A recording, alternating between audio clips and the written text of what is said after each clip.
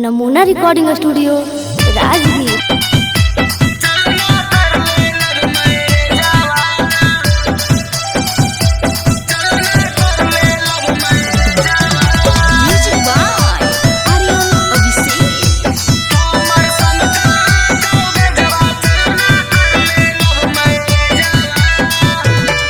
आगे तोरे चलते घर से हमें भागल हियो कर जवा।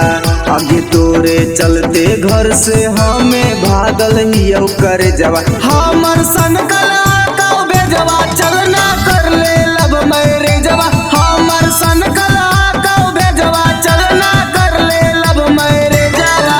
आगे बाबू के तोर बच जीतो पूरे पूरे दह जवा।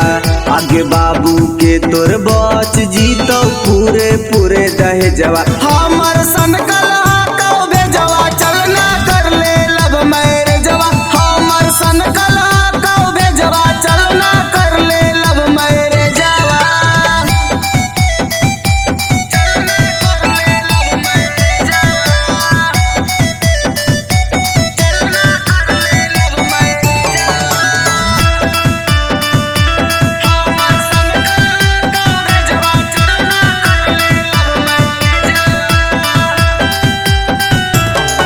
आगे गाँव घर में जान गेलो हो गेलो हाला। बाप माई के इज्जत छोड़ी हो गेलो काला। आगे गाँव घर में जान गेलो हो गेलो हाला। बाप माई के इज्जत छोड़ी हो गेलो काला। आगे प्यार के कहानी में लिखाई जैतो पे जवा। आगे प्यार के कहानी में लिखाई जैतो पे जवा। हमर सन कला का बेजवा चलना कर ले लब मेरे जवा। हमर सन कला का बेजवा चलना कर ले लब मेरे जवा। चलना कर ले लब मेरे जवा। चलना कर ले लब मेरे जवा। हमर सन कला का बेजवा चलना कर ले लब मेरे जवा।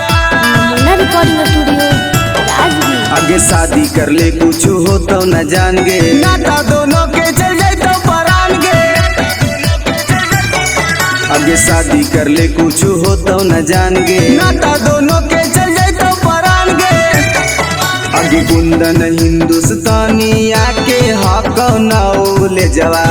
आगे राबी कांत चौरसिया सजा के रखतौ से जवा। हमर सन कला का बेजवा चलना कर ले लब मेरे जवा। हमर सन कला का बेजवा चलना कर ले लब मेरे जवा। नमूना रिकॉर्डिंग स्टूडियो राजगीर।